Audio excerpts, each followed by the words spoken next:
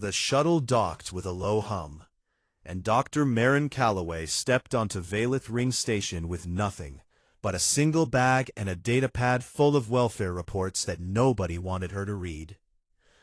The station was enormous. It curved away in both directions like the inside of a giant wheel, filled with light and noise and the smell of 100 different atmospheres mixing together. Aliens of every shape moved through the concourse. Some walked on 2 legs, some on 4, some floated in personal gravity fields. Marin had been in the galaxy long enough to stop staring, but she still felt the familiar prickle on her skin that came with being the only human in the room. Humans were new out here. 30 years since first contact, and most species still did not know what to make of them. The official classification was Class 2 Persistence Predator, which sounded impressive until you learned it was basically a polite way of saying dangerous, unpredictable, handle with care. Marin had read her own species file once. It described humans as having an irrational bonding instinct and a disturbing tolerance for physical risk. She had laughed at the time. She was not laughing now. A tall figure waited for her at the end of the docking bridge.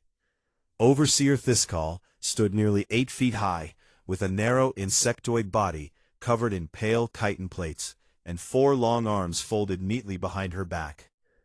Her compound eyes reflected the station lights like broken mirrors. "Dr. Calloway," Thiskal said. Her voice was flat and precise, run through a translator that stripped out most emotion. "Welcome to Valith Ring. I have been assigned to supervise your audit." "Supervise," Marin repeated, keeping her voice friendly. "Not assist?" "Supervise," Thiskal confirmed.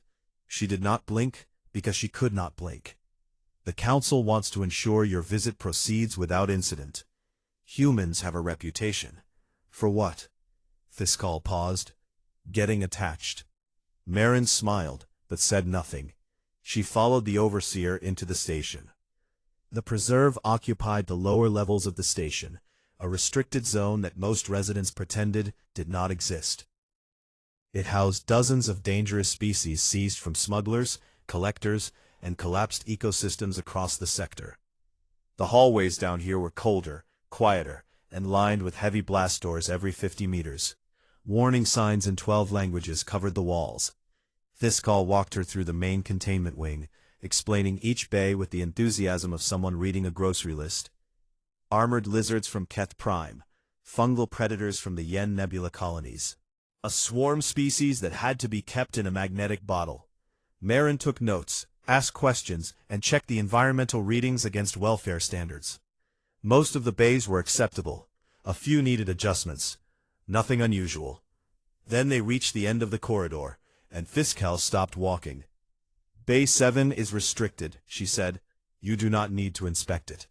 "My authorization covers every containment unit on this station," Marin said. She had already read the file on Bay 7. She had read it 3 times on the shuttle. "The Council would prefer—" "What's in Bay 7, Overseer?" Thiskal's mandibles clicked together, a sound that the translator did not bother to convert. "A Vorok juvenile. Seized 4 months ago during a military operation in the Dren corridor. The adult was killed. The cub was brought here. It was thicker than the others, reinforced with energy shielding that hummed at a frequency she could feel in her teeth. I'd like to see it." "That is not advisable." "I'd like to see it anyway." A new voice cut in from behind them. "No." Marin turned. Lieutenant Dren stood in the corridor with 4 armed officers at his back. He was Sorvathi, a stocky reptilian species built like a tank and covered in dark green scales. His eyes were yellow and unblinking, and the weapon on his hip was the kind designed to stop things much larger than a human. "The Vorok cub is a level 1 containment subject," Dren said. "It killed a maintenance drone 2 weeks ago. Tore it apart in under 10 seconds. No one enters that bay." "A maintenance drone entered an apex predator's enclosure?" Marin asked. "It was a routine cleaning cycle. Did anyone think the cub might react badly to an unknown machine entering its only safe space? Dren's jaw tightened. The creature is not safe, Doctor. It is a Vorok. The adults can tear through starship armor. This one is a juvenile, and it is already violent. Marin pulled up the containment log on her datapad and turned it so Dren could see. According to your own records, the cub hasn't been fed on a consistent schedule in 3 weeks. Its habitat lighting doesn't match its homeworld cycle. It hasn't had any social contact since it arrived. Its stress hormones are so high that your own medical system flagged it for critical intervention 6 weeks ago. Nobody responded to the flag. Dren said nothing. It's terrified. The silence in the corridor lasted a long time. Tiscal's compound eyes moved between the human and the security chief, like she was watching something she did not fully understand. I am filing a formal welfare complaint, Marin said. Under Galactic Union Statute 4471, I have the authority to inspect any containment facility housing a living organism, regardless of threat classification. I am requesting supervised access to Bay 7. And if the creature attacks you? Dren asked. Then it attacks me. Dren stared at her. Marin stared back. She was a full 2 feet shorter than him and weighed less than one of his arms, and she did not look away. He stepped aside. The blast door opened. Behind it was another corridor, then another door, then a third. 3 layers of shielding, each one heavier than the last. By the time Marin reached the observation room, she could hear the hum of enough energy barriers to contain a small warship. She looked through the reinforced viewport into Bay 7. The enclosure was cold, sterile, and empty except for a metal platform in one corner. The lighting was harsh and white, nothing like the dim amber of a Vorok homeworld. There was no enrichment, no texture, no comfort of any kind. And in the far corner, pressed against the wall like it was trying to disappear into the metal, was the cub. It was about the size of a large dog, with 6 limbs and dark armored plating that covered its body in overlapping scales. A ridge of retracted spines ran along its back. 4 eyes, wide, wet, and darting, stared out from a face that every species in the galaxy had been taught to fear. Marin saw the scratches along its own plating where it had been clawing at itself. She saw the way its legs trembled. She saw the way it flinched when the observation room lights flickered. She did not see a monster. She saw a child, alone in a cold room, who had not been touched by another living thing in 4 months. Marin set her bag down. She turned to Thiskal and Dren, who stood behind her, with expressions ranging from discomfort to outright dread. I'm going to need this room tomorrow, she said. Early. And I'll need the barrier schedule adjusted. I want the outer containment ring accessible. You cannot be serious, Thiskal said. I'm completely serious, Marin said. She looked back through the viewport at the trembling cub. Someone has to be. Marin arrived at Bay 7 the next morning, before the station's artificial sunrise had fully cycled on. The corridors were quiet. Her footsteps echoed off the metal floors as she walked through the 3 blast doors, each one sealing behind her with a sound like a coffin closing. The observation room was already full. 12 security officers stood along the walls in full tactical gear, their weapons charged and aimed at the viewport. Dren was at the center, arms crossed, his yellow eyes locked on the containment chamber beyond the glass. Thiskal stood near the door, her forearms folded so tightly they looked like they might snap. Good morning, Marin said. Nobody responded. She set her back down on the bench and pulled out her datapad. She had spent most of the night reviewing every scrap of research on Vorok behavior that existed in the Union database. There was not much. The species was classified as a Category 9 apex predator, which meant most scientists studied them from orbit, if they studied them at all. What little data existed focused on the adults, their speed, their strength, the composition of their venom, and the thickness of their armor plating. Almost nothing had been written about their young. Nobody had thought the young mattered. I need the outer containment barrier lowered, Marin said. I want to enter the ring between the observation wall and the inner barrier. Dren turned his head slowly. You want to sit in the space between us and that thing, with only one barrier between you and it? Yes. The inner barrier is rated to hold for approximately 90 seconds if the cub attacks it at full force. Then I'll have 90 seconds. That is not funny, Doctor. It wasn't a joke. Under Statute 4471, I have the authority to enter any accessible area of a containment facility during a welfare inspection. The outer ring is classified as an accessible maintenance zone. I've checked. Dren's claws tightened on his own arm. He looked at Fiskal. The overseer's mandibles clicked rapidly, a sound Marin had started to recognize as anxiety. If you die, Fiskal said, there will be a tremendous amount of paperwork. I'll try to stay alive for your sake, Marin said. The outer barrier dropped with a low hiss. Marin stepped through the gap into the ring, a narrow space about 10 feet wide that circled the inner containment chamber. The floor was cold metal. The air smelled of antiseptic and something else underneath, something warm and animal and afraid. Through the inner barrier she could see the cub. It was in the same corner as yesterday, pressed flat against the wall. Its 4 eyes tracked her movement the instant she entered the ring. Every spine on its back rose halfway, then stopped. Its legs coiled under its body, ready to run or fight. Marin did not approach the barrier. She did not stand tall or make herself look bigger. She did the opposite of everything that instinct told a person to do in the presence of something dangerous. She sat down on the floor.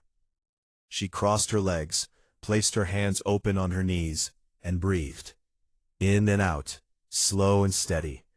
She kept her eyes low, not staring directly at the cub, not avoiding it either. Just present, just there.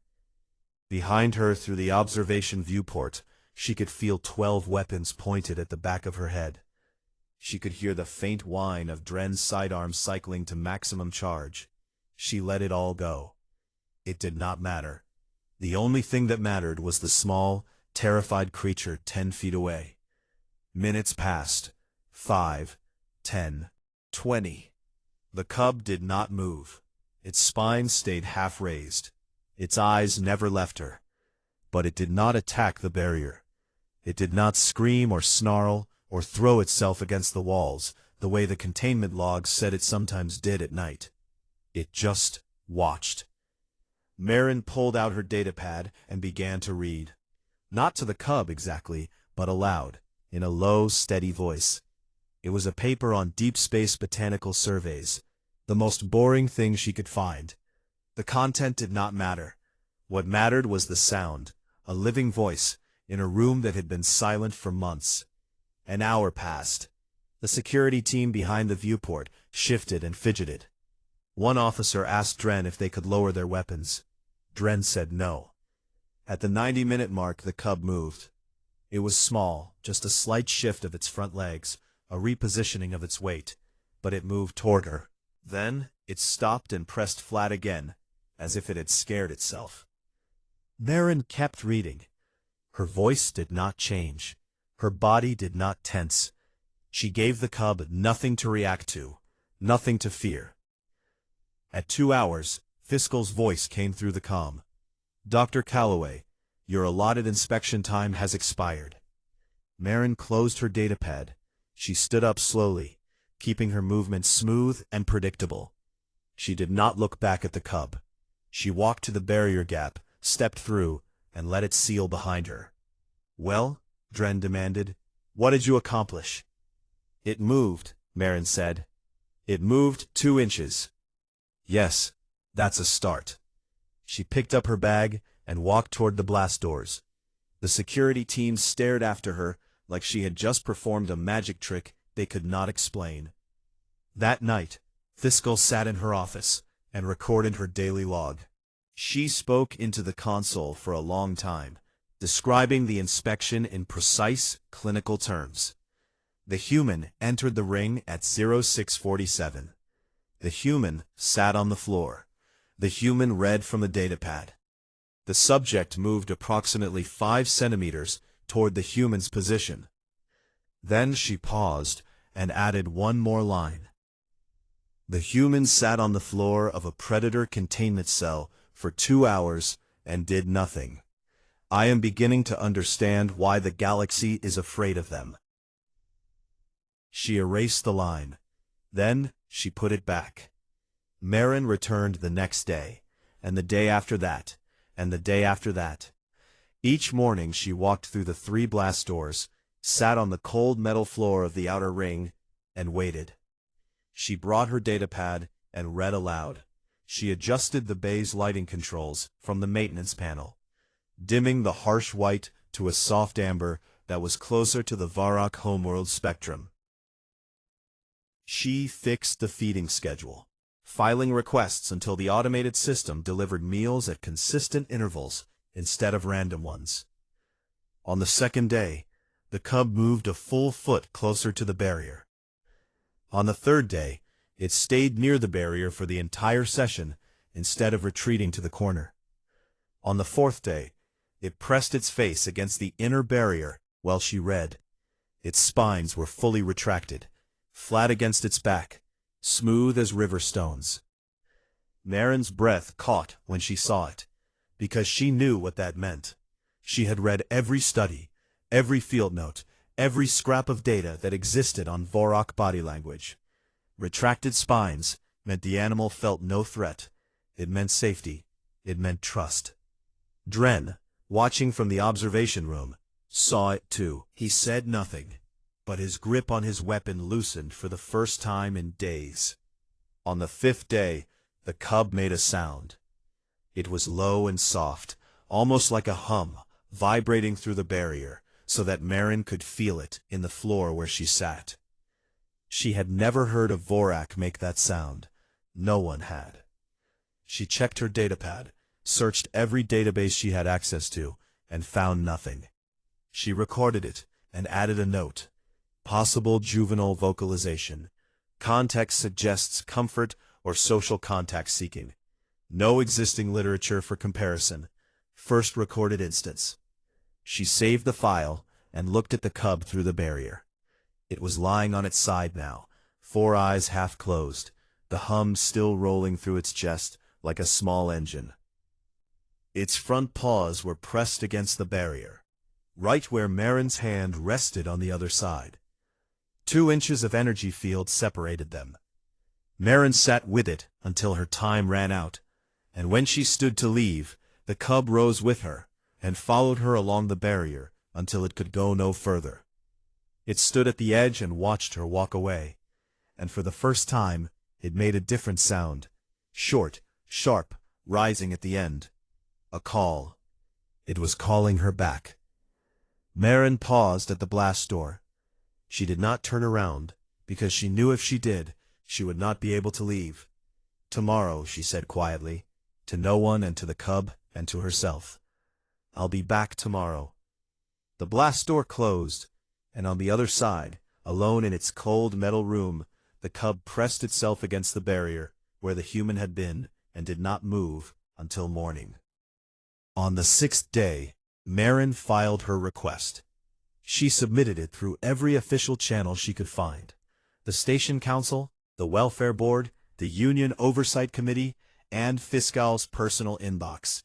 The document was 12 pages long, filled with behavioral data, hormone readings, environmental assessments, and a clear, simple conclusion at the bottom. The inner barrier needed to come down. She needed direct contact with the cub. The station did not take it well. Fiscal called an emergency session of the Station Council within the hour. The council chamber was a wide circular room near the top of the station, and when Marin walked in, she counted representatives from 7 different species, all of them staring at her like she had requested permission to set herself on fire. You are asking us to remove the final barrier between you and a Vorak, said Councillor Veith, a tall bird-like Kalori, whose feathers had puffed out in alarm. A species whose adults are classified as a strategic level threat. It's a juvenile, Marin said. 4 months old. Approximately 30 kilograms. It has shown no aggression toward me in 5 days of close proximity observation. It killed a drone, someone said from the far end of the table. A drone that entered its space without warning, while it was starving and terrified. I would have attacked it too. That did not help her case, judging by the expressions in the room. Dren stood against the wall with his arms crossed. He had not said a word since the session began, but his presence filled the room like a stone dropped in still water. Everyone kept glancing at him, waiting for him to shut this down. Marin presented her data. She showed them the cortisol readings. The cub's stress hormones had dropped 60% since she began her visits. She showed them the behavioral logs. No aggression, no self-harm, no barrier strikes in 5 days. She showed them the feeding data, the sleep cycle improvements, the vocalization recordings that nobody had ever heard before. Then she set down her datapad and spoke plainly. That cub is a child, she said. It was taken from its mother. It watched its mother die. It has been alone in a metal box for 4 months, with no contact, no comfort, and no reason to believe anything in this universe will ever be kind to it again. Its body is shutting down.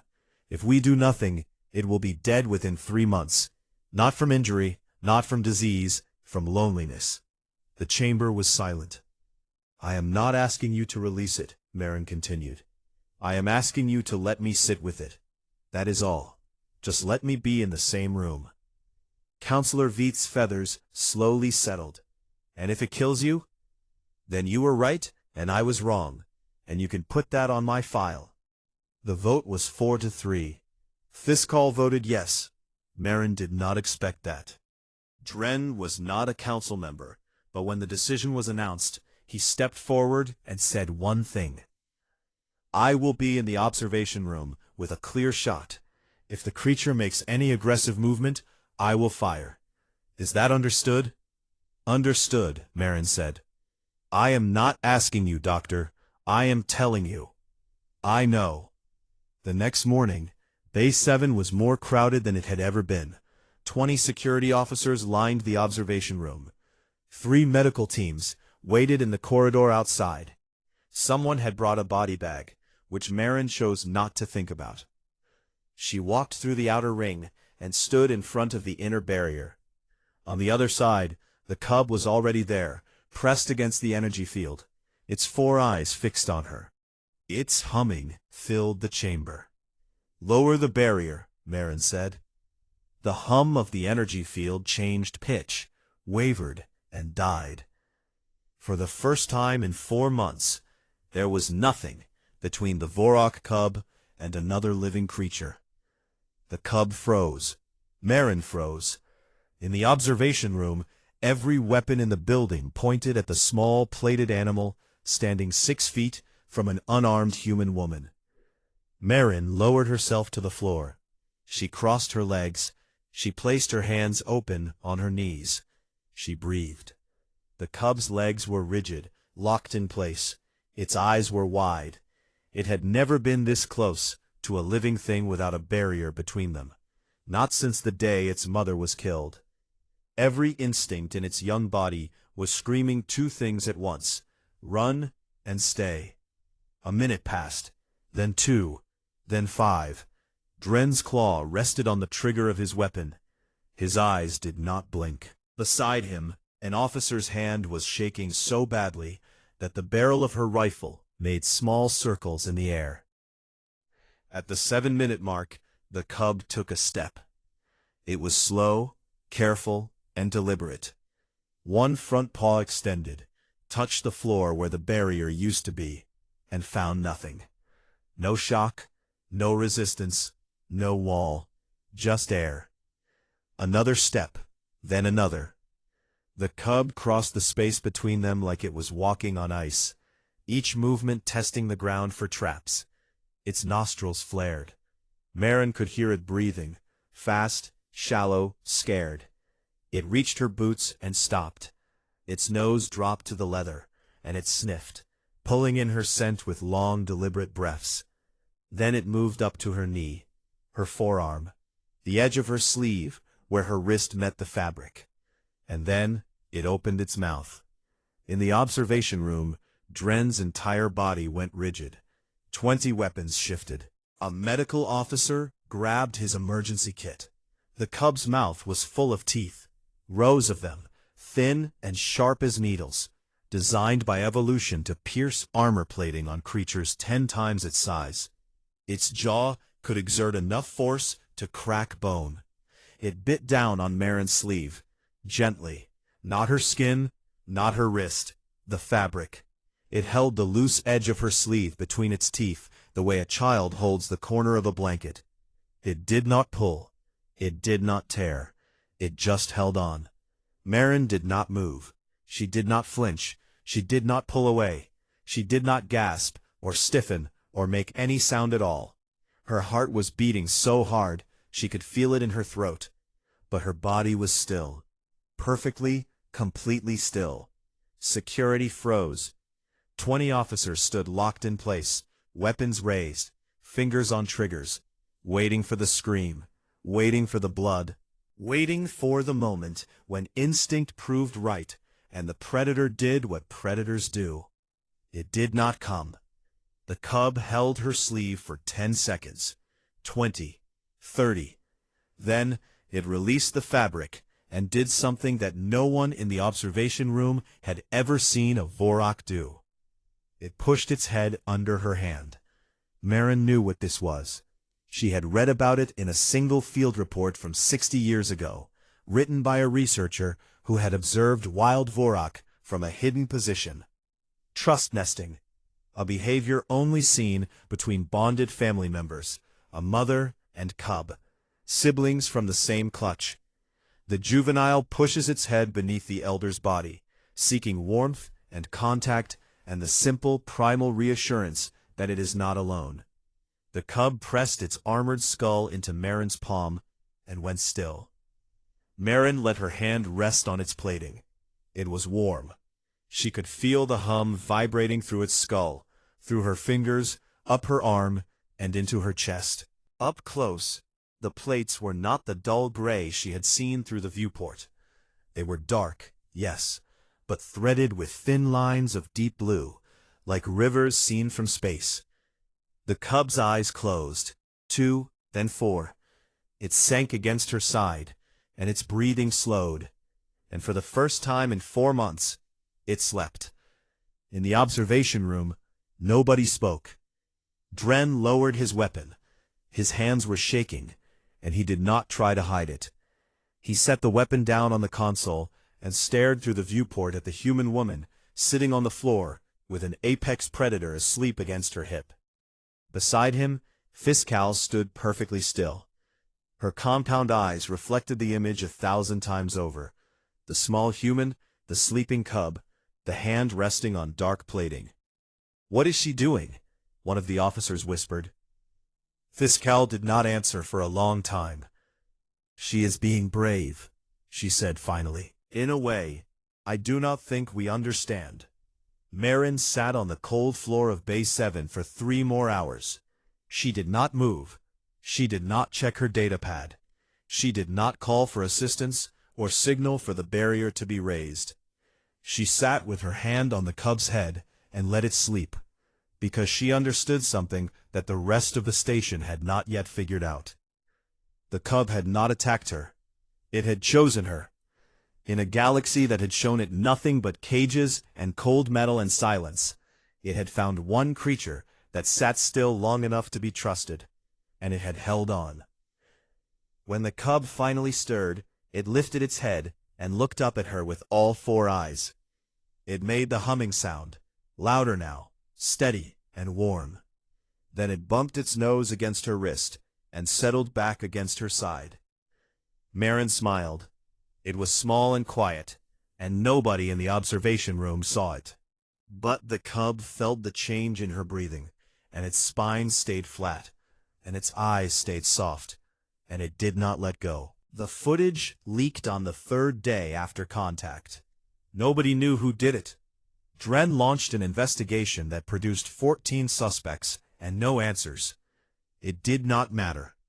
By the time the security team traced the breach, the video had already crossed 9 relay networks and reached every major species hub in the sector. 47 seconds of footage. A human woman sitting on the floor of a containment cell.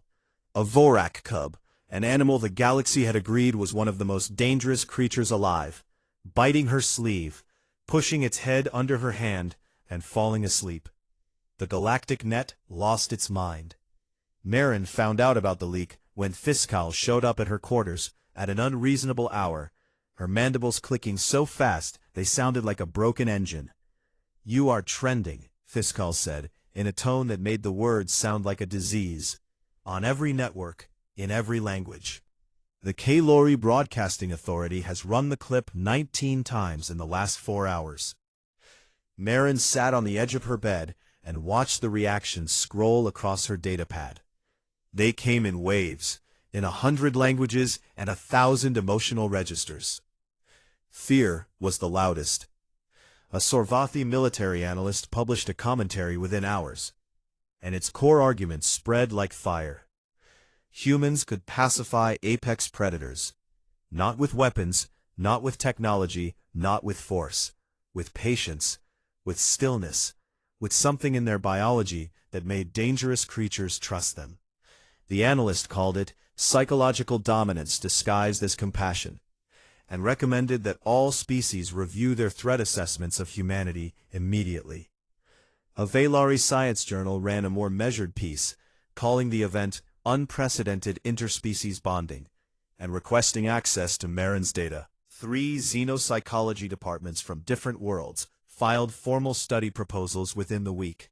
One of them wanted to classify the human bonding instinct as a potential strategic asset. But mixed in with the fear and the analysis, there was something else. Something quieter and harder to categorize. On a Kalori children's network, a commentator played the clip and said, "She just sat there. She sat with a monster until it stopped being one." The comment was shared 4 million times in 2 days. Marin did not care about any of it. She had work to do. In the days following contact, the cub changed. Not slowly, not gradually, but like a door opening. It followed Marin around the containment area whenever she was inside, padding after her on 6 legs, with its spines flat and its eyes bright. It played. It chased a weighted ball that Marin had made from maintenance supplies. It pounced on her bootlaces and tugged them loose with its teeth, then looked up at her with an expression that could only be described as proud. Marin started calling it Kale. She did not file the name in any official report. It was not a scientific designation. It was just a name, spoken quietly in a containment bay where no one else could hear, while a small armored creature pressed its head against her knee and hummed. Kale ate on schedule now.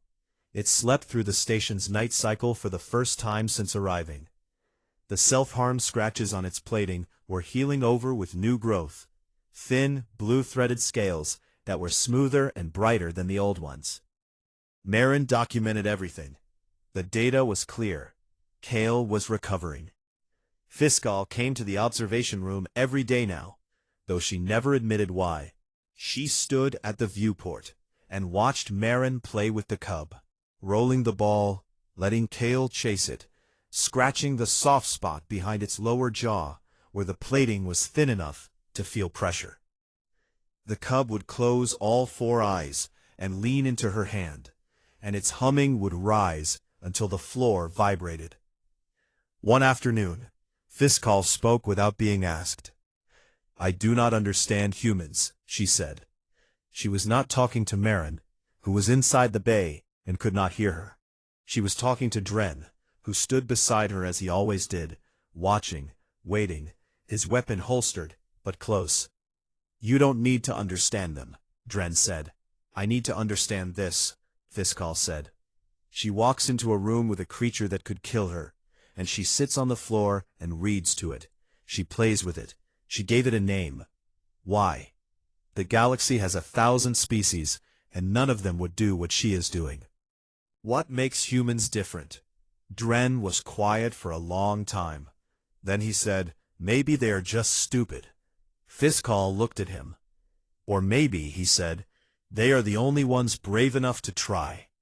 The political storm hit exactly as Marin had feared. A Sorvathi military delegation arrived at Valith Ring 2 weeks after the footage leak, led by a general whose name Marin did not bother to learn. The delegation brought a formal extermination order. The argument was simple and ruthless. Adult Vorak were classified as weapons-grade biological threats. They could tear through ship hulls. Their venom could dissolve metal alloys. Every military species in the sector had agreed, decades ago, that Vorak populations should be controlled through elimination where necessary. The cub was a juvenile now, but it would not stay one. In 18 months, it would begin its growth phase. In 3 years, it would be a fully mature apex predator, with no natural enemies and no reason to stay docile. The general presented his case to the station council with cold efficiency. Containment was temporary. The cub was a ticking clock. The humane option, and he used that word without any sense of irony, was termination. Marin stood up and spoke. She did not raise her voice. She did not slam her hand on the table or make dramatic gestures.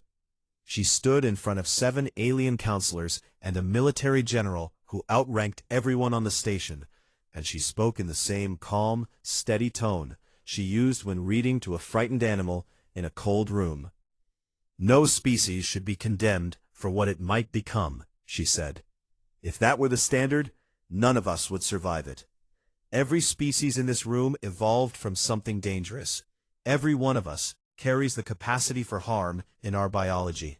We are not here because of what we might do. We are here because of what we choose to do. That cub did not choose to be taken from its mother. It did not choose to be locked in a box. It did not choose any of this.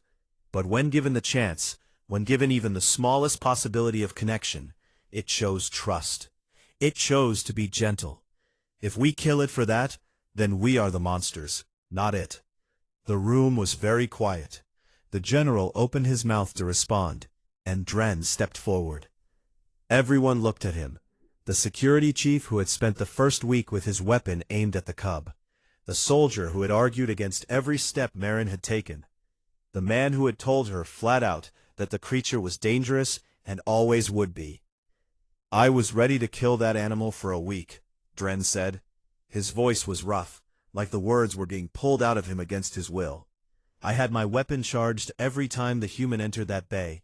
I was waiting for it to attack. I wanted it to attack, because then I would have been right, and this would have been simple. He looked at the general. It did not attack.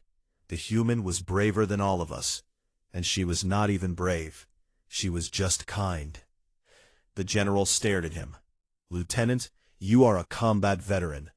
You are recommending we keep a Vorak alive based on the behavior of one human and one juvenile specimen.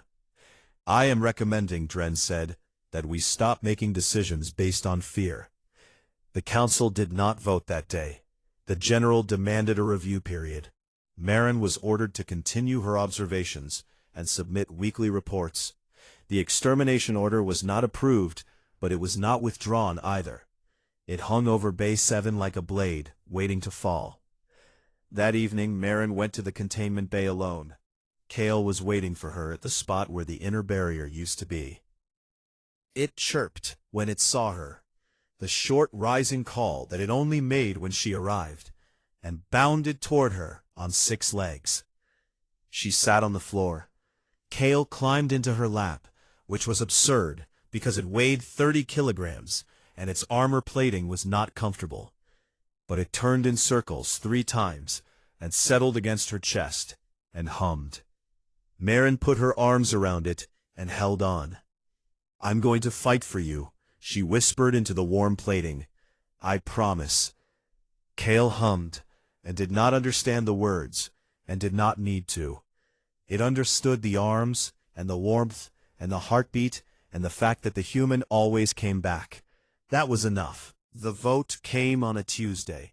In a regional council chamber 3 relay jumps from Valeth Ring. In a room that Marin had never seen and would never visit.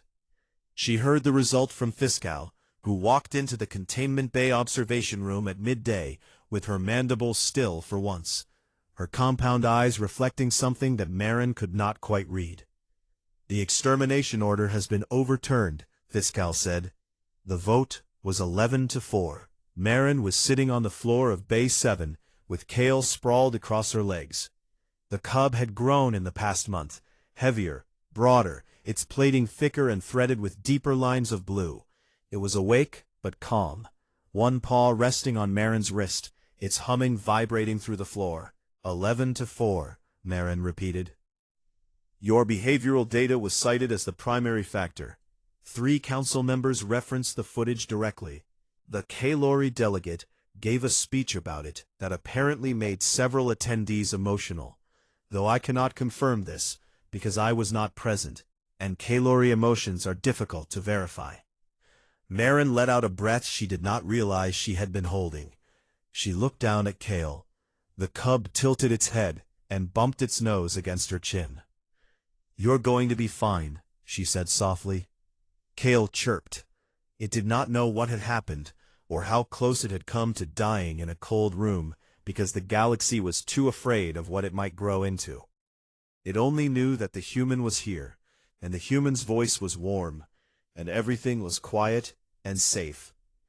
But the overturned order was only the beginning. In the weeks that followed, something larger took shape. Something Marin had not planned for, but had accidentally set in motion the moment she sat on a cold floor and refused to move. The Regional Council established a new interspecies protocol for the treatment of seized predator species. It was built on Marin's data, her methods, her reports, and the simple principle that had guided everything she had done since arriving at Valeth Ring. That fear was not a management strategy, and isolation was not containment, it was cruelty. They called it the Callaway Framework. Marin objected to the name, but nobody listened to her. The framework required behavioral assessment before any containment decision, mandated enrichment standards for all housed predator species, and, most importantly, created a formal role for interspecies rehabilitation specialists. The kind of people who would walk into a room with something dangerous and sit down. The kind of people like Marin. The union sent her an official appointment letter, which she read in Bay 7, while Kale chewed on her boot. She was invited to join the newly formed Xenobiological Welfare Division as a senior consultant. There were 6 more stations in the sector with predator containment facilities. 6 more cold rooms with frightened creatures locked inside. 6 more places where nobody had thought to try kindness. Marin accepted. Fiskal offered her a permanent position on Valeth Ring.